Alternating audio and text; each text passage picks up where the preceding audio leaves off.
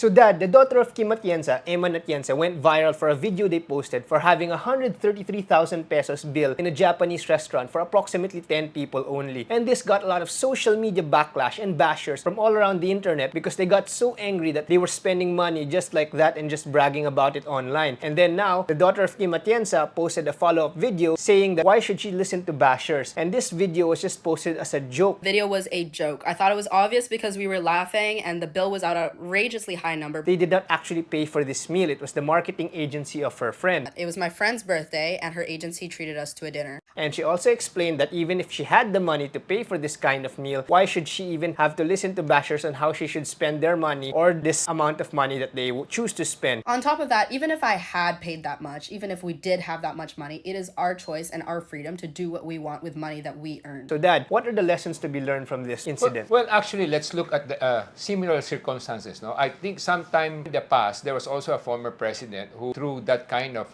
bashing, when they dine in a New York restaurants and the bill per head is also quite high. No, so these are some similar issues. No, but again, if we look at the social media personalities that are also featuring themselves that they're affluent, you have Small Laude, and there's also another guy from Cebu who is displaying his money, so much money in the table. Yes, and so these are social media personalities who are trying to present themselves in a different fashion so that they could attract people, or they could invite people or inspire people, one, to watch their videos, and second, to do better. No? So it depends. So what are the lessons that we could pick from this, no? That we can learn from this? Well, lesson number one, let us not be quick to judge, no? Because when people watching videos in the internet or in the social media platforms, normally you should understand that these are private people doing their thing, no? I mean, unless they are politicians or they're government servants, then of course, you may have more or less a moral right to question their ostentatious display of wealth. But if they are private personalities, you should not be quick to judge because first of all, they're private people. I think the only reason why they reacted aggressively on this is because she is also related to some politicians, no? So that's also one issue here. But again, but lesson that we should remember is we should not be quick to judge others' private functions or private interests or private activities, no? Lesson number two is that again,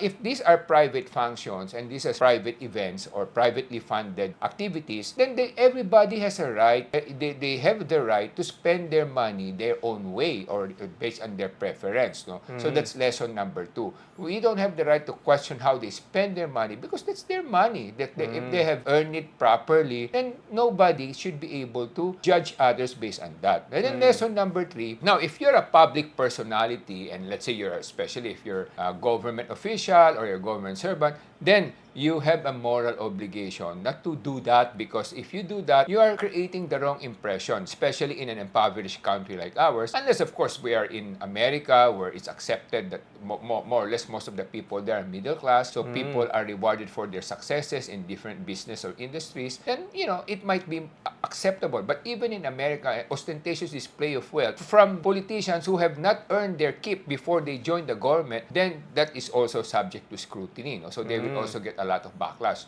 So again, these are some things that we must put in our mind that number one, don't be quick to judge. Number two, if it's private money and they have earned it legitimately or properly, we don't have the right to question or nor to insult people for spending the money how they wish to spend it. And of course, number three, if you're a public personality or public servant that is connected to the government one way or the other, then it's up to you to distinguish what is morally right and morally not appreciated by the public. Another positive angle here that we could look at, because many people are looking at the negative angle where they're just using jealous, points of view on why they can spend like that. Why not look at the point of view that, hey, there are those people who can spend this amount of money, and now why don't you find ways to sell to these kind of people what they want to pay for so that you can also benefit from it instead of bashing them? Because now you see that there are kinds of customers like these that are willing to spend for high value services or high value products. Maybe the ones who are watching maybe can find a way to positively make products or services that can serve these customers, and you can also benefit from it instead of bashing them, di ba, Dad? Correct. In fact, this is also another lesson.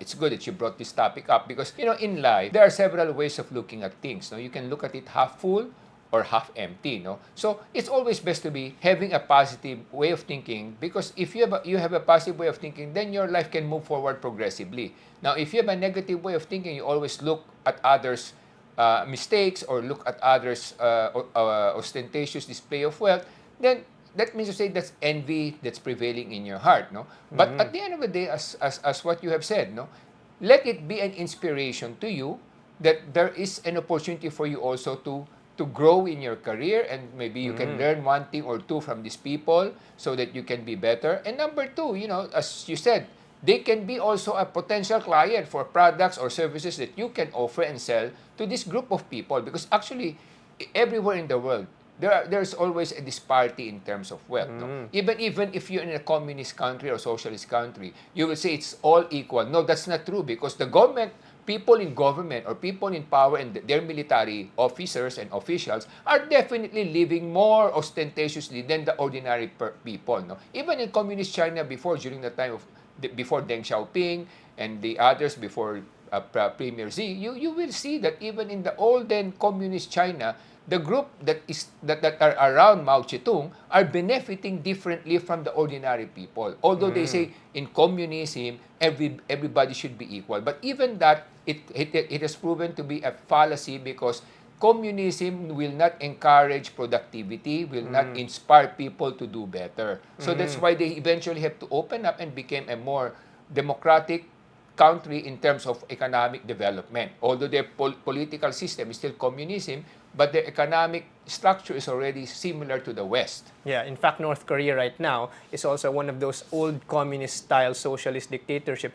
But within North Korea, there's a small BGC, and most of these people who are transacting in that little BGC of North Korea are basically sons and daughters of those in power of North Korea. So there's a little high-end economy there as well. Even in the one of the worst countries of the world, there's still also a disparity of those who can pay for high-value services. So anyway, those are the lessons to learn for today. I'm Engineer Morgan Sai. I'm your coach ng Bayan. I'm Mr. Michael Sai, your dad ng Bayan.